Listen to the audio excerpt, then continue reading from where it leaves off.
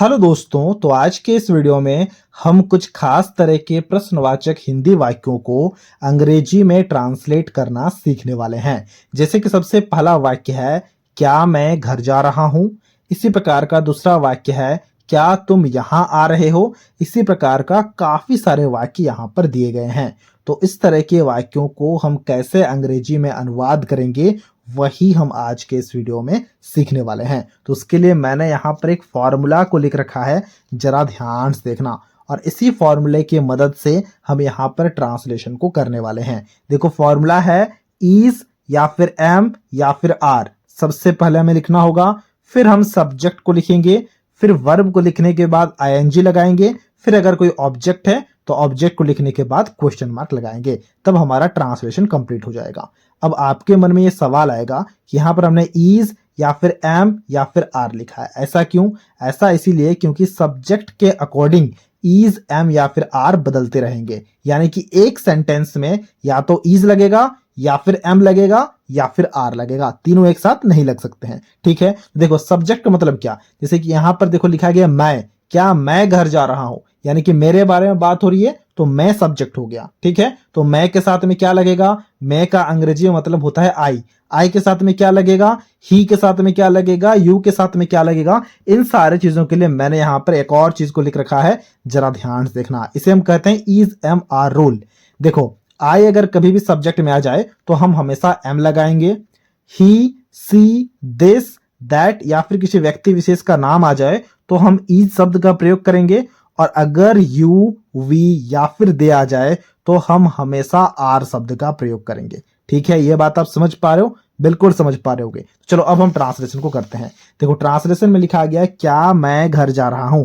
तो हमने अभी अभी देखा, इस वाक्य के लिए सब्जेक्ट है मैं, यानी कि आई सब्जेक्ट है, और आई के साथ में क्या लगता है ना, एम लगता है। और हमारा फॉर्मूला क्या था, देखो सबसे पहले इज एम आर को लिखो, फिर सब्जेक्ट को लिखो, फिर वर्ब के बाद आईएनजी लगाओ, फिर अगर कोई ऑब्जेक्ट है तो ऑब्जेक्ट को लिखो। ठीक है, तो सबसे पहले हम यहां पर एम लिखेंगे। ठीक है, क्योंकि आई हमारा सब्जेक्ट है तो हमने यहां पर लिखा एम।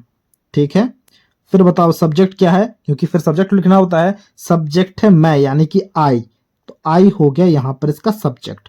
फिर हमें वर्ब को लिखना होता है। वर्ब क्या है, देखो घर जा रहा हूं, यानी कि जाना वर्ब है, तो हम यहां पर जाना का अंग्रेजी में मतलब लिखेंगे जो होता है गो। लेकिन सिर्फ गो से काम नहीं चलेगा, इसके साथ में हमें आईएनजी भी लगाना है। यही फॉर्मूला था ना हमारा, तो हमने इसके साथ में आईएनजी लगा दिया। फिर देखो, एम आई गोइंग मतलब क्या मैं जा रहा हूं, कहां जा रहा हूं, घर जा रहा हूं के बात हो रहा ना। तो घर का अंग्रेजी मतलब क्या होता है, घर का अंग्रेजी में मतलब होता है होम, तो हमने यहां पर होम लिखा। एम आई गोइंग होम हो गया क्या मैं घर जा रहा हूं का अंग्रेजी में अनुवाद। इसी प्रकार से अब फटाफट से हम दूसरे सवाल को बनाते हैं। दूसरे सवाल यानी कि दूसरे वाक्य में है, क्या तुम यहां आ रहे हो। देखो, तुम हमारे पास में आ गया सब्जेक्ट, तुम यानी कि यू सब्जेक्ट हो गया, और यू के साथ में क्या लगता है बताओ, यू, दे या फिर वे के साथ में हमेशा आर का प्रयोग होता है। तो सबसे पहले हम यहां पर लिखेंगे आर। ठीक है, यही है ना फॉर्मूला, बिल्कुल यही है। आर हमें लिखना है, फिर हमें सब्जेक्ट को लिखना है। सब्जेक्ट है तुम, यानी कि यू सब्जेक्ट है, तो हमने यू को लिखा। फिर वर्ब को लिखना होता है, उसके बाद आईएनजी लगाना होता है। वर्ब क्या है, आ रहे हो, यानी कि आना वर्ब है, तो हम यहां पर सबसे पहले कम लिखेंगे, और कम के साथ में आईएनजी भी लगाना है, तो यहां पर हम डायरेक्ट कम ही लिखते हैं। आर यू कमिंग मतलब क्या तुम आ रहे हो, कहां आने की बात हो रही है ना, यहां आने की बात हो रही है, और यहां को हम लास्ट में लिख देंगे। हमने यहां यानी कि इसका मतलब होता है हियर, तो हमने यहां पर हियर लिख दिया और क्वेश्चन मार्क लगा दिया। आर यू कमिंग हियर हो गया क्या तुम यहां आ रहे हो का अंग्रेजी में अनुवाद। देखो, यहां पर जो होम था और यहां पर जो हेयर है ना, ये हमारा ऑब्जेक्ट हो गया। देखो फॉर्मूला क्या कहता था, फॉर्मूला कहता था कि सबसे पहले इज एम आर को लिखो, फिर सब्जेक्ट लिखो, फिर वर्ब के बाद आईएनजी लगाओ, फिर ऑब्जेक्ट को लिखो। तो सबसे पहले वाक्य में ऑब्जेक्ट हो गया है होम, और दूसरे वाक्य में ऑब्जेक्ट हो गया है हियर। आई होप चीजों को आप समझ पा रहे हो। ठीक है, कुछ इसी प्रकार से अब हम हमारे तीसरे सवाल को बनाएंगे। तीसरे सवाल में है क्या, जरा ध्यान से देखो। तीसरे सवाल में है, क्या वह अंग्रेजी पढ़ रहा है। अब हमें इसके ट्रांसलेशन को करना है। तो सबसे पहले बताओ यहां पर सब्जेक्ट क्या है, सब्जेक्ट है वह, और पढ़ रहा है बोल रहा है, यानी कि किसी एक पुरुष के बारे में बात कर रहा है। अगर पढ़ रही है लिखा गया होता तब हम समझते कि किसी एक स्त्री के बारे में बात कर रहा है। तो क्योंकि पुरुष के बारे में बात कर रहे हैं, यानी कि इस वह का अंग्रेजी में मतलब हो जाएगा ही, और ही और सी अगर कभी आ जाता था तो वहां पर हम क्या लगाते, ही और सी के साथ में हमेशा इज शब्द का प्रयोग होता है। तो सबसे पहले हम यहाँ पर इज लिखेंगे, ठीक है। फिर सब्जेक्ट के लिए लिखेंगे ही, तो हमने फिर सब्जेक्ट के लिए यहाँ पर ही लिखा, ठीक है। अब बताओ यहाँ पर हमारे पास वर्ब क्या है, पढ़ रहा है, यानी कि पढ़ना वर्ब है, और पढ़ना का अंग्रेजी में मतलब होता है स्टडी। तो हमने यहाँ पर स्टडी लिखा, लेकिन सिर्फ स्टडी से काम नहीं चलेगा, हमें आईएनजी भी लगाना होगा, तो हमने यहाँ पर आईएनजी लगाया। इज ही स्टडिंग मतलब क्या वह पढ़ रहा है, क्या पढ़ने की बात हो रही है ना, अंग्रेजी पढ़ने की बात हो रही है, और अंग्रेजी का अंग्रेजी में मतलब होता है इंग्लिश, तो हमने यहाँ पर इंग्लिश लिखा। इज ही स्टडिंग इंग्लिश हो गया, क्या वह अंग्रेजी पढ़ रहा है का अंग्रेजी में अनुवाद। इसी प्रकार से चौथे वाक्य को जरा ध्यान से देखना।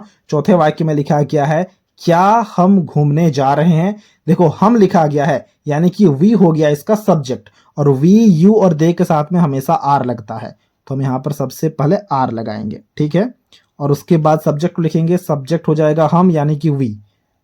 अब बताओ वर्ब क्या है, जा रहे हैं, यानी कि जाना वर्ब है, और जाना का मतलब होता है अंग्रेजी में गो, और साथ साथ में आईएनजी भी लगाना होगा, ठीक है। आर वी गोइंग मतलब क्या हम जा रहे हैं, क्या करने जा रहे हैं ना, घूमने जा रहे हैं। तो यहाँ पर जो घूमने लिखा गया ना, उसके लिए यहाँ पर होगा फॉर अ वॉक।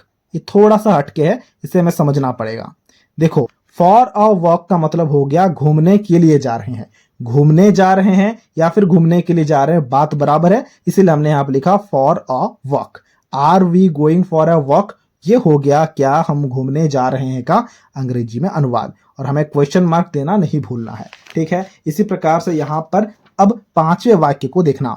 पांचवें वाक्य में क्या लिखा गया है, पांचवें वाक्य में लिखा गया है क्या मोहन खाने जा रहा है। अब देखो किसी व्यक्ति विशेष का नाम है, इसके साथ में भी इज लगेगा, मोहन व्यक्ति का नाम है ना, तो इसलिए हमने यहाँ पर इज लगाया।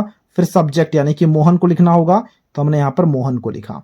फिर हमें वर्ब को लिखना होगा, देखो वर्ब है खाने जा रहा है, ठीक है, जा रहा है वर्ब है, तो हम यहाँ पर लिखेंगे गोइंग। अब देखो खाने लिखा गया है, तो इसलिए गोइंग टू ईट लिखेंगे, गोइंग टू ईट, ठीक है, और साथ में क्वेश्चन मार्क लगा देंगे। Is Mohan going to eat, ये हो गया क्या मोहन खाने जा रहा है का अंग्रेजी में अनुवाद। इसी प्रकार से देखना यहाँ पर छठे वाक्य को, छठे वाक्य में लिखा गया है क्या आप सो रहे हैं। अब इसके ट्रांसलेशन को अभी आपको खुद से करना है और हमसे कमेंट बॉक्स में शेयर करना है। यहाँ पर जो आप लिखा गया है इसका अंग्रेजी में मतलब यू ही होगा, आप हो या फिर तुम हो, इन दोनों का अंग्रेजी में मतलब यू ही होता है, ठीक है। अब देखो सो रहे लिखा गया है, सो रहे का अंग्रेजी में मतलब होगा स्लीपिंग। मैं यहाँ पर लिख देता हूं ताकि कोई भी कंफ्यूजन ना रहे। अब आप इसके ट्रांसलेशन को काफी अच्छे से कर पाओगे। तो ये था आज का वीडियो, जहां हमने कुछ खास तरह के प्रश्नवाचक हिंदी वाक्यों को अंग्रेजी में अनुवाद करना काफी अच्छे से सीख लिया है। अगर आपको ये वीडियो अच्छा लगा है तो इस वीडियो को एक लाइक जरूर कर देना, और कुछ इसी प्रकार के वीडियोस को देखने के लिए आप हमारे चैनल को भी सब्सक्राइब कर सकते हो।